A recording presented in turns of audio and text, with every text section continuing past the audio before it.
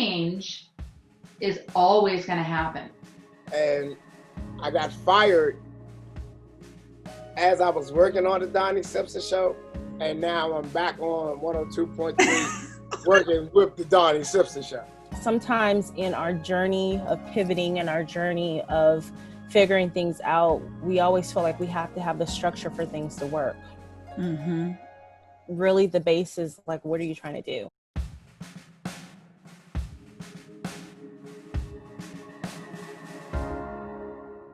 Hello, and welcome back to another episode of Pivotal Moments with Liletta. I am very excited to have today's guest on the show today. Another mover, shaker, woman out here doing big things out of California. So I am super excited that she made time to sit down and have a conversation with me about pivotal moments.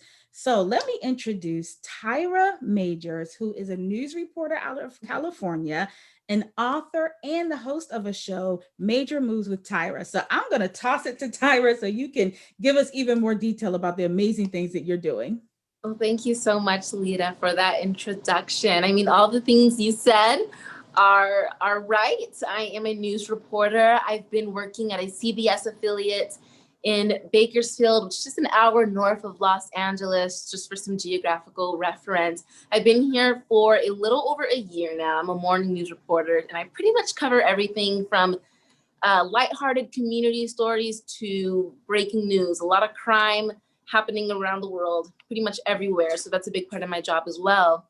Yeah. You mentioned my book. I am an author of a children's book. It's called Grammy and Me. It's about a young girl spending the day with her grandmother, just really focusing on family values and the importance of spending time with your elders. And when I read to kids at the end, I usually ask them like who their favorite person to spend time with is, even if they may not have a grandmother in their lives that is living, or a grandparents at all. They usually can think of someone, their mom, their sibling, or even their best friend at school. So it's just relationships and bonding is such an important message. And that's just something that I wanted to share through my personal experiences. I wrote it based off of my experiences with my great grandmother growing up.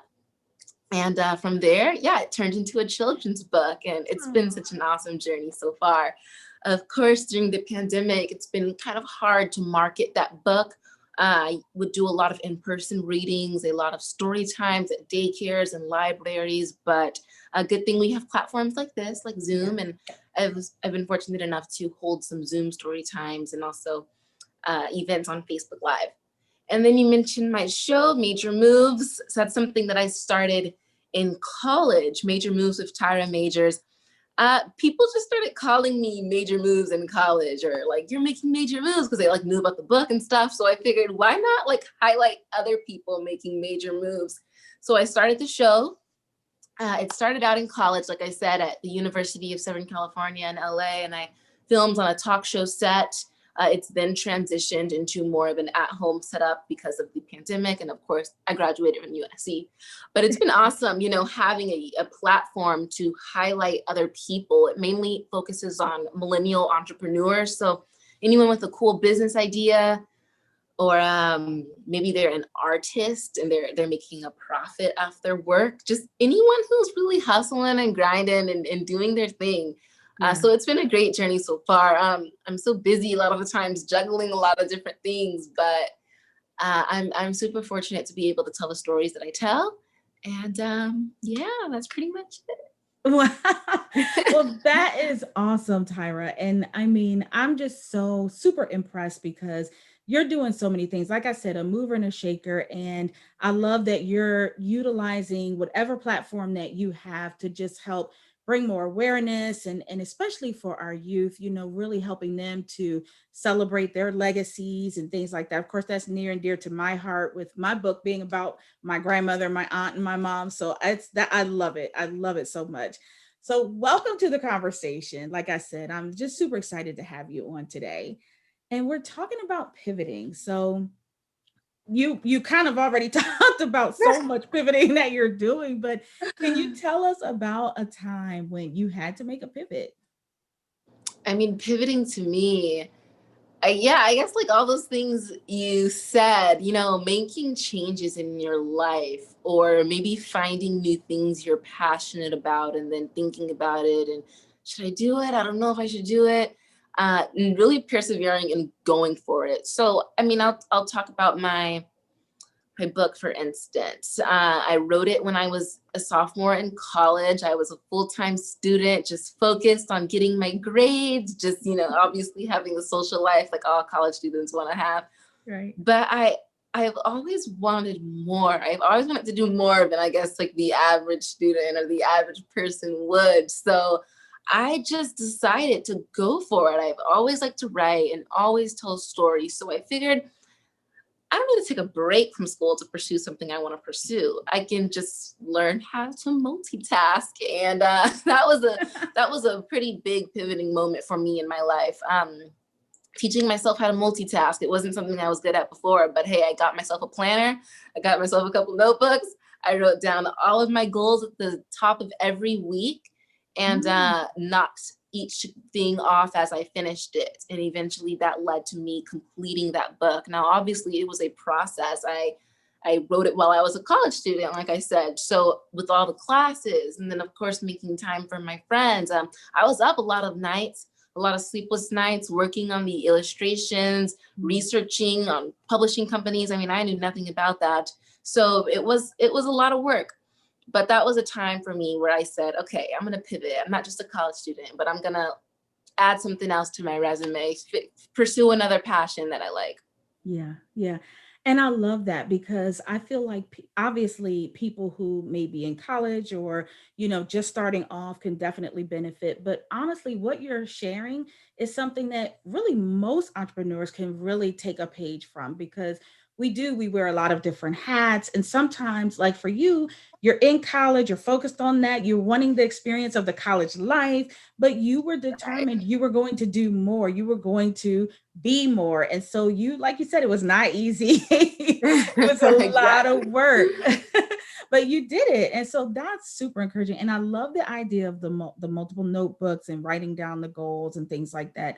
I think that's so key, and especially when you have multiple things that you're trying to handle. Yeah, I mean, organization has helped me so much along the way, and I recommend everyone to keep a planner, even if you don't have a multiple projects or a busy schedule. I mean, just having a planner or some sort of notebook to just journal your thoughts, document this time, the time we're living in, and then look back on it, and then you can see like how you progressed or what things were like during this time.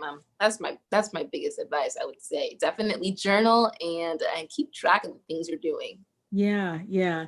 So, you know, when we talk about pivoting, and people who have been following the show know that we always talk about the thing that's unchangeable. And a lot of times you don't necessarily know that when you're kind of going into the pivot. But as you make those adjustments, you kind of realize, okay, this is that pivotal point for me. These are the things that are important, that are unchangeable. And you make those shifts around that. So, for you, what did you discover was kind of like those core unchangeable things for yourself? I would say two different things. Okay. Two things that never change. No matter how much I pivot, these are the two things that stay the same. I would say one, having a support system. That is so important to me. I go to my parents for everything. And I mean, I've got to give it up to them. They've made me the woman I am today. I go to them for advice. Even littlest things. What should I wear to work, Mom? Like, do you like this outfit on FaceTime? But having a support system is so important. And I mean, they don't necessarily have to be your family members. It could be your best friend. It could be a teacher. It could be a mentor. But just having a support system, someone to rely on, someone to have check-ins with. That is something that I've always wanted. I have a very close relationship with my family. And no matter what I do in life, I know that they are like the backbone. Like they are who I'm working for, not who I'm working for, but they're the ones who I want to make proud. Yeah. I would also say another thing that doesn't change is my love for what I do. I mean, you don't want to do something and not be passionate about it. So in all the things I do, I like to call myself a storyteller, writing books or hosting a talk show like yourself. I mean, we're storytellers. And when you go back to the root of why you're doing something, you think of your why, you hear that cliche a lot. Like, what is your why? Well, it's because I like to tell stories. And in those stories, I like to help people. So as long as that's always my mission, helping someone, making sure that there's an outcome. Like, I'm not just doing these things for no reason, making sure that there's a positive outcome where I know it's going to help someone or educate someone. I just make sure that's a key thing in everything I do. That's something that never changes. I can totally relate. When I was putting together this show and even, putting together a workshop that kind of is along the same line of pivoting, I did it for myself. I was like, okay, what's important to me? What's my core?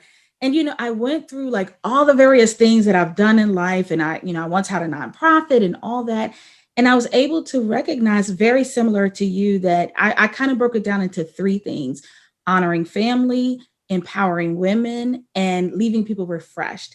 And so I kind of came up with this acronym of HER, because for me, like you said, that's what's important. It's like, no matter what I do, no matter what job, career path, if I have to be honoring my family, I have to be empowering women, and I have to be leaving people feeling good or refreshed. And I'm feeling so refreshed right now just talking to you. So you're doing it all right. Yes. That's so awesome. So now, switching gears a bit, we always talk about adjustment. So when I took this term and really got into pivoting, and it's really related from sports, specifically basketball. But when you think about the game, right, there's all these different moves. There's pivoting, there's dribbling, there's rebound. There's all these different moves that really make the win. So when we think about adjusting and we think about succeeding, adjusting is slightly different definition from pivoting. Adjustment is really about adapting to a circumstance. And sometimes it's not always that favorable, but we kind of adapt to it and make it work. So can you tell us about a time where maybe instead of making the pivot, you just had to adjust to something? There's nothing wrong with making adjustments, and I have to do it almost every day on the job. I mean, I knew I wanted to be a news reporter, but I know that I like making people smile. I know I like making people laugh. I like doing the fun stuff. I guess you can call it entertainment news, or I don't know. But that's not real life when it comes to news reporting, at least not in local news. I mean, there are several wildfires happening in California. There are, we had nationwide protests this year. We're in the middle of a pandemic right now. So, hey, I had to make adjustments at work. Reporting at the scene of a crime isn't my favorite thing. It's sad. I mean, who wants to talk about someone who's lost their loved one, or someone who's maybe just lost their things in a house fire? But hey, that's me saying, okay, I need to make an adjustment. This may not be my cup of tea, but I need to get the news out there, and I need to tell the community what's important and what's going on. So when I make those adjustments, I think, okay, well, this isn't all about me. This is about the story. This isn't just about the job that I thought I signed up for. This is about informing other people. And that's made me grow stronger as a reporter. That's made me be more open-minded. Making adjustments can make you more open-minded as a person. Like, in college, when I was reporting the student stories, I never said, okay, let me report on this like hard subject that's going to make people cry. But now that I'm doing it in my professional life, in my professional world, it's like, okay, well, look at all the things that I know how to do now. Look at the new skill set I just gained. Maybe I don't want to stick to talking about the fun things in my next job after this. Maybe I want to do a little bit more of the harder stuff. So I would always say, make those adjustments, try new things, take a rebound in basketball terms. Right. Because positive can come from it. Yes. So don't be afraid to make changes. And I always tell myself that. And I know it's hard. Sometimes I usually, you don't want to get out of your comfort zone. You don't want to make adjustments, but it could be worthwhile. Yeah. And Tyrah, am so glad that you shared that, because I think a lot of times when we're watching the news, right, I can speak for myself, it's hard to think about the people reporting the news as being people just like us. And so I'm Yeah. so glad that you were transparent about that, that it's hard. You don't like having to share the sad stuff, the upsetting things, the loss of life, like that. I'm just really glad that you shared that, because it reminds us that the people that are reporting, you all are human too. You're affected by it, and you're adjusting to give us the news that we need to see. So I'm glad you said that. I mean, a lot of people don't see, you know, news reporters and news anchors in that light. They just see them as like, you know, talking heads giving the information on TV. Yeah. But it's like, this stuff affects us too. Like, I brought up the nationwide protests. I mean, why those protests were happening. People that look like you and I killed on the street, or people who look like our family members. And it's like, that's not something I want to go and report on the news and act like everything is fine, because, you know, everything's not fine. Yeah. So, yeah, it's definitely, it's not hard. The job comes with challenges, but it's important to remember, you know, we're all human, and we all share those emotions. Wow. Wow. Well, yeah, thank you for sharing that. So as we come to the end of our conversation, it's been so enjoyable, and you're just such a breath of fresh air. What would you like to leave? I always have my guests just leave something that they want to leave specifically with the viewers. So what message or whatever that you have that you want to just share with the viewers directly from you? I think I would say, this might sound cliche, like a lot of these statements, but don't be afraid to pivot or to make adjustments. I mean, you may have a clear vision of what you think you want to do, but just try new things. Always adapt. Be a sponge. Learn from people. Learn from those around you. People in your workplace, your colleagues. If you're a student watching this, learn from your classmates. You never know who you may meet. You never know about the person sitting right next to you. You may think that there's just some person doing the same thing as you, but hey, they have a whole other world that you don't know about. So I'm not saying be nosy and be up in everybody's business, but just learn, adapt, learn, be a sponge, and don't be afraid to go after what you truly want in life. Anything else I want to add? Exactly. Not really. This is so refreshing for me as well, though, just to have a conversation about positivity and just I don't know, you're such a positive light, and this has been really refreshing for me as well. So I don't know, I hope people take away something from this, and I'm sure lots of people are taking away things from your series. Yes. Wow. Well, thank you so much. And once again, I just can't say it enough that how much I appreciate you, respect you as, you know, a young woman out here doing her thing, pivoting, adjusting, adapting, and just paving the way and bringing positivity and uplifting others along the way too. So thank you so much, Tyrah, for being you and for being on this show and this conversation today. Well, thank you so much for having me. It was a pleasure. Awesome. And you have been watching another episode of Pivotal Moments with Liletta. Definitely be sure to tune in next time for another amazing episode. Thank you so much for your continued support. Have a good one.